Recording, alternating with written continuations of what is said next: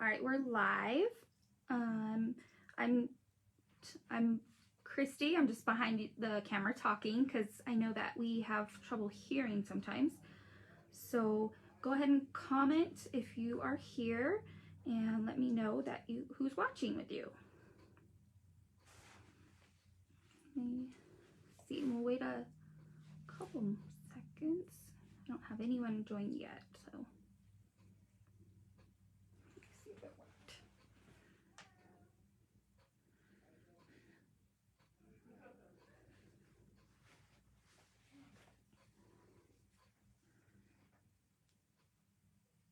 Okay, my phone's right there, right? And that's on pocket?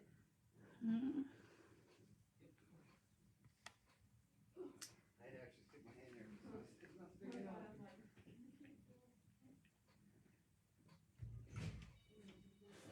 All right, so we're on. We just started, so it's a little bit of a delay.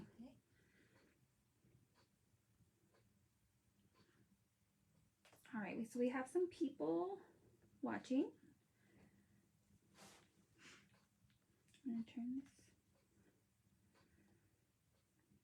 All right, so for those that are joining, remember to comment who's watching and who's all, if it's you, both of you watching, or if it's just one of you, so we can get credit. All right, we'll go ahead and get started. I wanted to, again, I'm just a voice behind the camera today. I wanted to give you guys a reminder. We just made a couple changes. When you have a placement and you do within the training of the child rights and grievances, when you do your fire drills and your orientation to your home, those need to be done as well within 24 hours. It's just something new that we've added that we need to get done before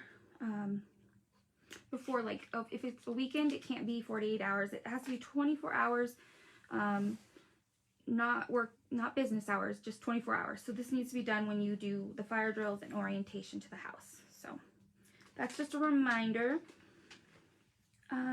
But we'll get started on the training. I will this is Jody. Sorry, I'm so sorry. This is Jody from the center, and she's here to talk to us kind of about what the center is and get your guys' questions answered if you have any. So I'll let you go. Well, thanks for having me. Hi, everybody. My name is Jody Lesby. I am the Development Outreach Coordinator over at the Center for Children. For those of you that don't know what the center is, I'll give you the scoop today. So we are a child advocacy center. We serve child victims of sexual abuse, severe physical abuse, and witness to violence. We are a nonprofit and we are nationally accredited, which is important for us. The way that we work, and by the way, we've actually been in Mesa County for 22 years. So a lot of people don't know that we exist, but we have been there, been here that long. But so how the center works is if you were to suspect abuse, you would not call us. We are neutral and we don't get involved until a case is actually opened. So you would call Child Protective Services, the hotline, or you would call law enforcement and let them know what you suspect. And then once a case is opened, that's when we get involved. And the goal of an advocacy center is to bring that child and their parents or their guardian to the center and have the child give a forensic interview and tell their story just one time. So before we had a child advocacy center here, a child might be interviewed at the school by Protective Services. Then they may have to go to the sheriff's office or the police department and go to the interrogation room and tell their story. Then they may have to go to the hospital for an exam. Then if it goes to trial, they may have to go to the courthouse and just keep telling their story over and over. So with an advocacy center in place, we try and limit that interview to just one. So our facility is very child friendly. It's not like an interrogation room. There's beautiful murals all over the wall. You're met by an advocate as soon as you come in. we take you into a family room, and we just try and make you feel comfortable. We have a facility dog. Her name is Rachel. A lot of times you might see her. She might come in and just kind of hang out. Once it's time for the interviewer will take the child into the interview room. A lot of times law enforcement does their own interview. They're detectives, but we have 2 interviewers at the center. So it really depends who has that case, who does that interview. Again, we're neutral, so we're strictly there for the child and the families. But once that forensic interview takes place, depending on what that child has disclosed in the interview, will decide on the next steps that are taken. So if there's not a good disclosure made, maybe the interviewer feels like this can't be charged, but I think this kiddo needs some therapy. So we may set them up with therapy, which we have at the center as well. We have 2 therapists that focus on trauma-focused therapy. They may feel like this child needs a SANE exam, which is a sex assault nurse's examination. And instead of them going to the hospital, we have a room there. We have 7 SANE nurses that we contract with, so we can do that there for them. They're already familiar with the area and feeling hopefully safe in their surroundings. So we can do that. Does that usually take place that day, if possible? It depends. We can do an exam up to a few days after, but a lot of times we do. That's actually a really good question. A lot of times we can do an exam on a child if they've disclosed something happened to them 2 years ago. We can still do an exam on them. A lot of times that's part of the healing process for that child, because they're having a medical professional look at their body head to toe and letting them know that. That's very interesting. Yeah. So, I mean, I think everyone's so scared because that's a scary thing, but Yeah. you guys have found that it's healing. It's a healing part of the whole thing. Our SANE exams, our nurses are incredible, and they've all been trained to do these types of exams. And sometimes they take 2 hours, but it's because they're taking so much time and just asking questions, and they're literally checking the child from head to toe. And it's not invasive like a lot of people think. A lot of times there's photos, but the child, I've been at the center for almost 6 years, and when those kids leave, they are smiling because they have been with somebody that cares about them, and I think it's given them some of their confidence back to have those exams. So I could imagine, feeling that relief that a professional said that you're okay. Yeah. Because you may not feel okay. Right. So. A lot of times those kids are scared that maybe something's wrong with them, so we have that. But again, it depends on what is disclosed in that initial interview. So sometimes we may see a child just one time for that interview, and maybe we'll see them back for some therapy. If that case gets charged and goes to trial, we may stick with that child and family for a couple years. Sometimes that's how long those trials can take. Okay. So every case is different. But the programs that we do offer, the services that we offer, are the advocacy for an ongoing advocacy for the kids and their families, the forensic interview, which is that's the really big piece, because it's evidence to be used in court. So that's a very big piece. And then we have the mental health care, and then we have the SANE program, which is the sex assault nurses examination program. And then we also have prevention education, which is a program that we offer. We offer a free class at least once a month at the center. We actually have one next Thursday evening, the 18th, from 5:30 to 7:30. And it's a 2-hour class that teaches adults how to look for, prevent, and respond responsibly to child sex abuse. So really great resource for the community. Again, it's free. It actually counts as 2 credits for a lot of organizations. I know this District 51 uses those for their extra credits, so that's free as well. But you can always jump on our website too and see the schedule for those classes. We actually even do them for private groups. So if your group wanted to get together in a different location, or just have your group and not have other people come in, and just do something for you guys, we can do that as well. Awesome. Yeah, I mean, I definitely encourage any of our foster parents to attend, and that's live, like at your building. We're doing it at our building. We are staying safely distance apart. You're welcome to you need to wear your mask once you come in the building, but once you sit down, you can take it off if that's what you choose to do. But yeah, it's really a great class, and we're capping the numbers right now, obviously due to COVID. But if you had a group of like 30 people that wanted to take it, we could maybe split it up into 3 different nights to keep those numbers a little smaller. Awesome, that's great. Let me know if you guys have any questions. I see a couple people here. All right.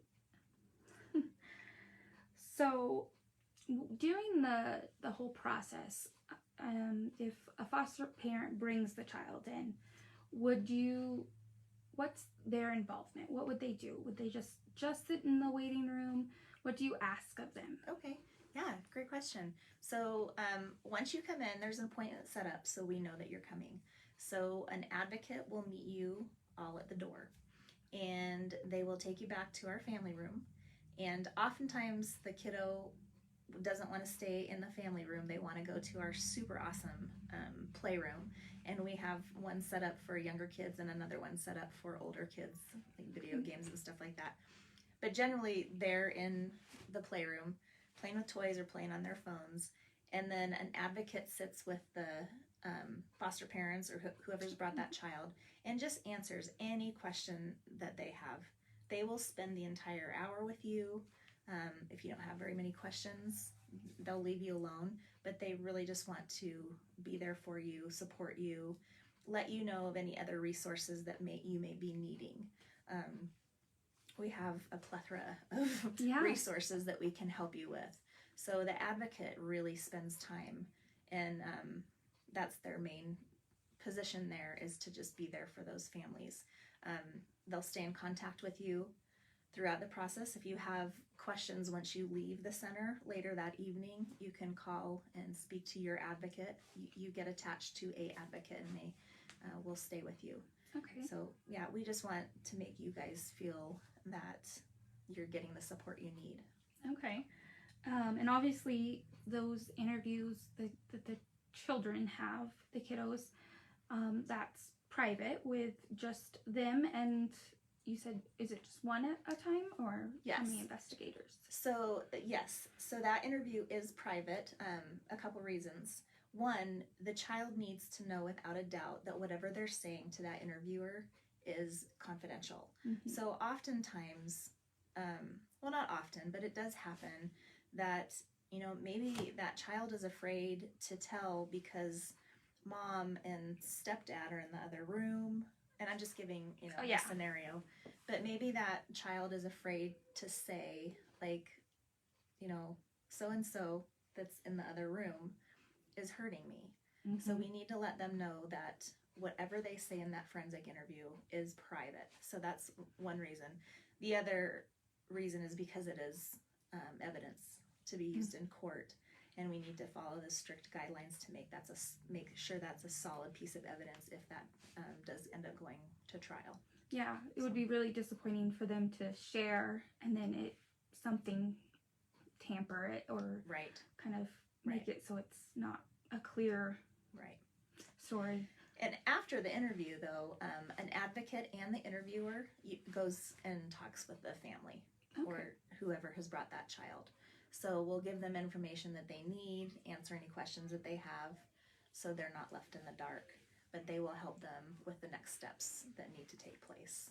So the kiddos, are they playing with the toys and things when they're doing the interview, or during the interview? Yeah, we have lots of different ways to do the interview depending on their age. Okay. The interviewer takes a good chunk of the beginning to build rapport with them and just get a good relationship going, and then they can kind of feel what that child may need. Sometimes they're good to just talk. Mm-hmm. Sometimes we have Rachel, the facility dog, on there, and they'll just pet Rachel and they'll just keep talking. Sometimes they need something to do, so they'll color, They may color pictures of what they're talking about, which again, that's evidence to be used in court.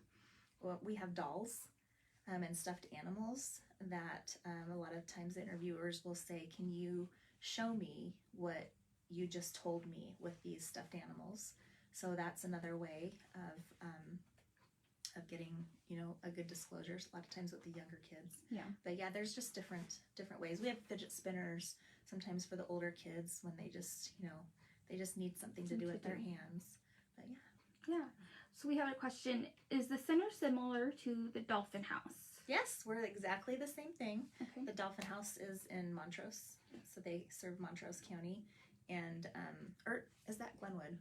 I believe it's the Montrose, I think it's Montrose, Delta area. Yeah, you're right. So yeah, they do the exact same thing that we do here. We serve Mesa County. Okay. And they serve Montrose. All right. See a bunch of questions. Do you guys have any questions? Now's the time to ask. So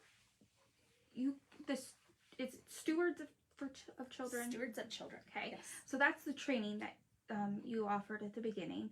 And can you go over just a few things, because that's going to be a lot more in depth about maybe some signs or Absolutely. things that the kiddos might do that maybe the parents should watch for? Yeah. So this class is a 2-hour class, and what it consists of is 2 40-ish minute videos that you will hear stories from survivors, parents of survivors, law enforcement, just different people involved in sex crime cases. So you'll hear their stories, and then in between each video, I facilitate a conversation, because that's part of the program, is to talk about it. So in that 2-hour program, we teach you there's 5 steps. The first step is to learn the facts. So we go over a lot of different facts.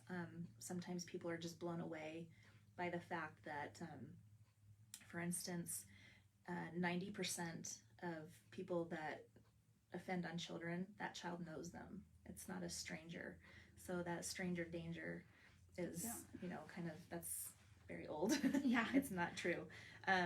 The second step is to minimize opportunity. So we go over ways how you can just keep a child safer by making sure they're not in situations, one-on-one situations with adults or older children. The third step is to talk about it. So we go over starting conversations with your kids early, talking about the right body parts, and just getting kids comfortable with talking about it, and then also talking about it with adults. It's been such a taboo subject for so long, but talking about it is really important. Fourth step is recognizing the signs, and we talk about lots of different signs. It can be anywhere from stomach aches or overachieving in school all of a sudden when that's not how they were, a couple months ago, or being really withdrawn, bedwetting, all these different signs that you might recognize that aren't, normal. Mm-hmm. And then we kind of coach you how to deal with those. And then the last thing is how to respond responsibly to a disclosure. So if a child tells you something has happened to them, it's really important to address that situation properly right away. You only want to ask a couple of open-ended questions to get enough information to pass along to when you make that report.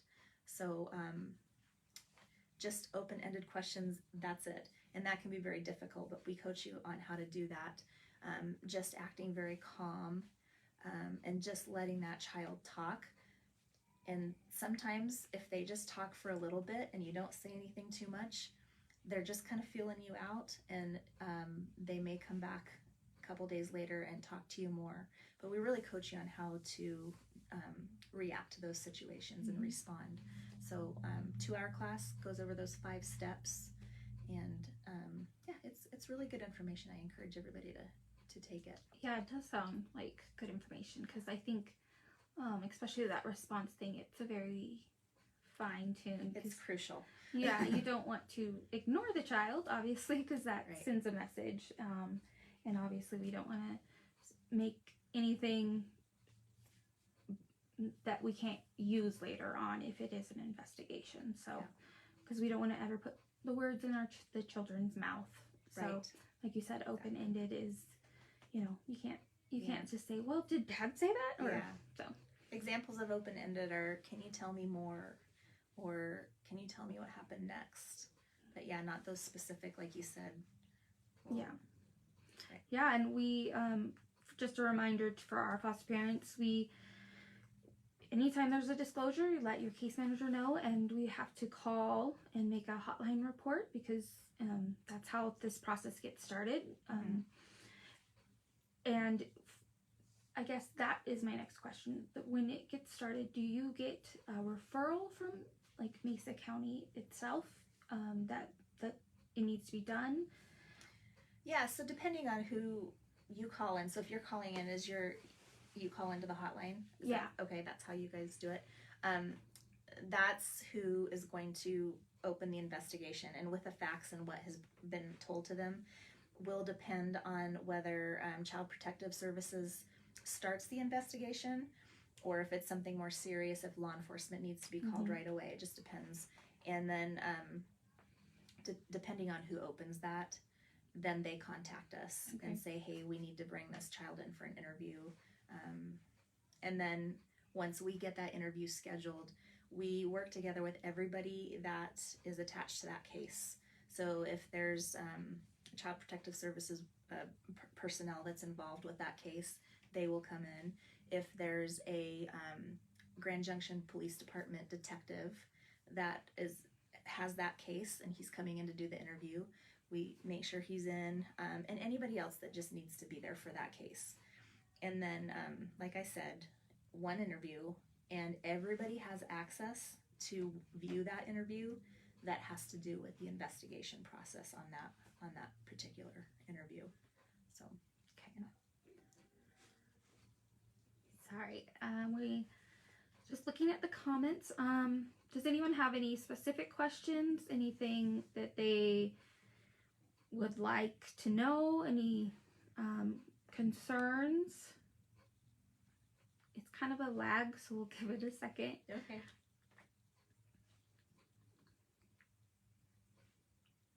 I also wanted to bring up too the fact that a lot of people don't know this, but all of the services that we offer, there's no charge to our families and clients. Oh yeah, that's So, important. It is. So yeah, all those services are free. When it comes to the therapy, we will help them get connected with I just forgot the name of it. There's a victims fund that helps with therapy, and then everything else is paid for. So that important to know. That advocate that is basically assigned to you is kind of like the case manager. They just help you navigate through what's the next steps. Absolutely. And they'll stay in touch with you, answer any questions you may have. You might have 4 questions in one day, and then nothing for a couple weeks.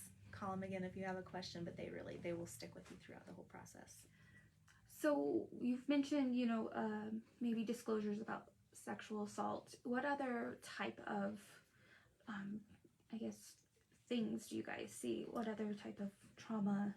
So if it's severe physical abuse to where it can be charged, we see a few of those cases. We actually see more witness to violence. Okay. So if a child witnesses the murder of a parent or a sibling, or a domestic violence situation, or drunk driving situation, we see some interviews like that. And again, those are cases that can be prosecuted in court. So we generally see the majority of our cases are sex abuse. Okay. But there is, an advocate. You guys do advocate for, children who do witness that domestic violence. And unfortunately, a lot of them go hand in hand together. So right, you're right. Yeah. I guess no one's really talking tonight. They don't have a lot of questions. I think. Let's see.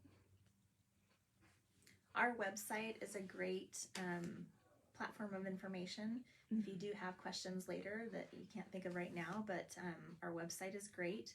It's Center for Children, cac.org. Or you can just Google Center for Children. And then our Facebook page, you can find a lot of good information on there with what's going on, schedules for our classes. But feel free. You can even just call a center, reach out to me. If you'd like to come by and tour the center, we love giving tours. Our facility is beautiful. We're very proud of it. And it's just a very child-friendly place. Yeah, So if you'd that like was to see built a couple years ago? We just moved into it a couple years ago. Yeah. And it was office space before, but we've put murals all over the wall, and it's a friendly, bright place. And you said that you often do classes for, groups of people. So maybe if there was a church, some of our foster parents, maybe they have a church group or something. Absolutely. Amanda Hale said she has a question. Do you want to type that out?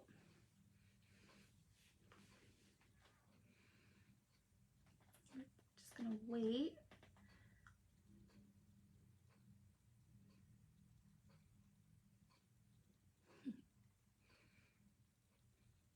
Again, they're being really quiet tonight. Are they? Yeah.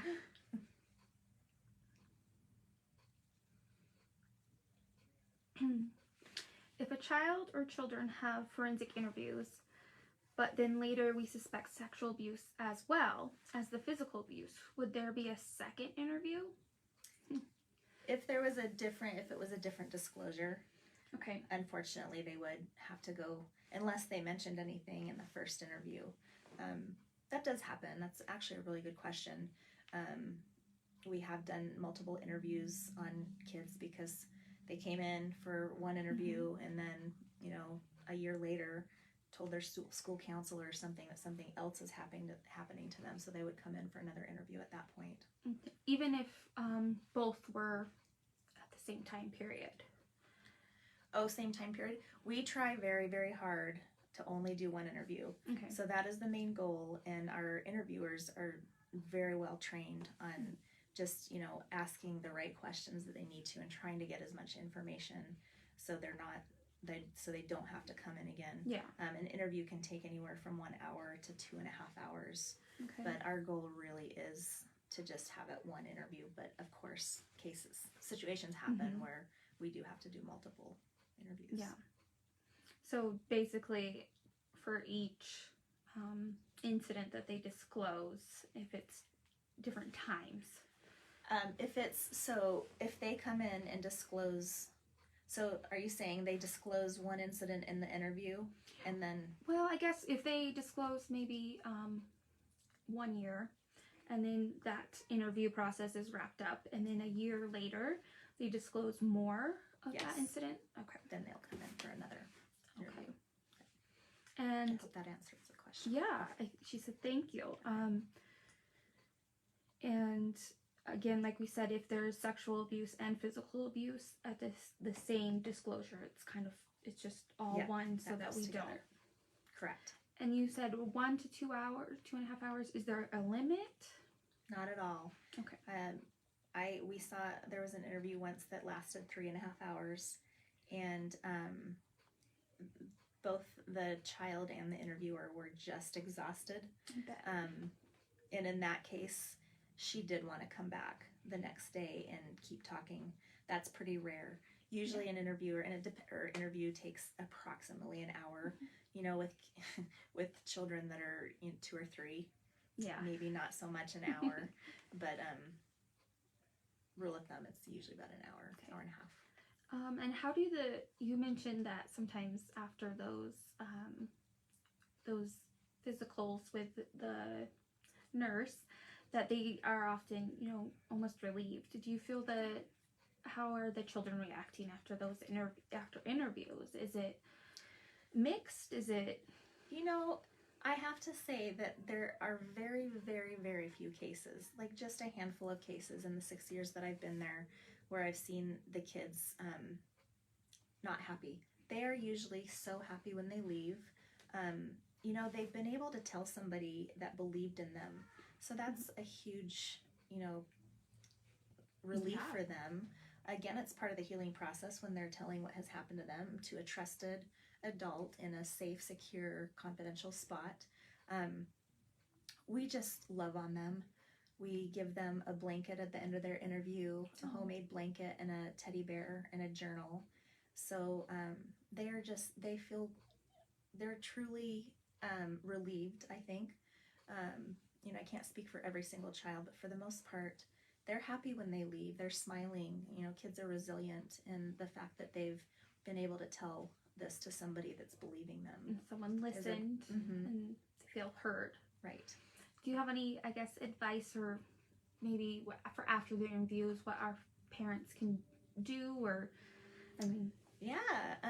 it's really important to not keep asking those questions, because what's that doing? That's it's making them tell their story again. So it is important not to ask the kids, what did you say? What did they ask you? The interviewer and the advocate will try and answer all those questions for you. But we really do want to protect those kids with, okay, they told their story, let's move on. Of course, you can ask them, how are you feeling? Or, do you want to talk about it? But not asking them so they feel like they need to bring it up again. Yeah, it feels, I think part of that healing is that they can almost close chapters of those. Yeah. So, and giving them words of encouragement, like, hey, I'm really proud of you for what you did. I know that was hard. Good job. I hope that makes you feel better. But always important to encourage our kids, right? Yeah. All right. If we don't have any more questions, I'll give it a couple seconds to catch up. But we will wrap up. But again, what's your website again? Yep. Center for Children, CAC.org. Okay. The CAC stands for Child Advocacy Center. So Center for Children, CAC.org. And then we do also have a Facebook page. Okay. So we were called Western Slope Center for Children for years and years and years. And our Facebook page, we're still doing business under Western Slope Center for Children. I think that'll always be attached to us. Well, and I think that's why people, maybe, you said you guys have been doing this for 22 years in the Valley? Yeah. Which is, you guys have it down. It's a long time. Yeah. So, but yeah, if you Google Child Advocacy Centers or Center for Children, you'll find us. Awesome.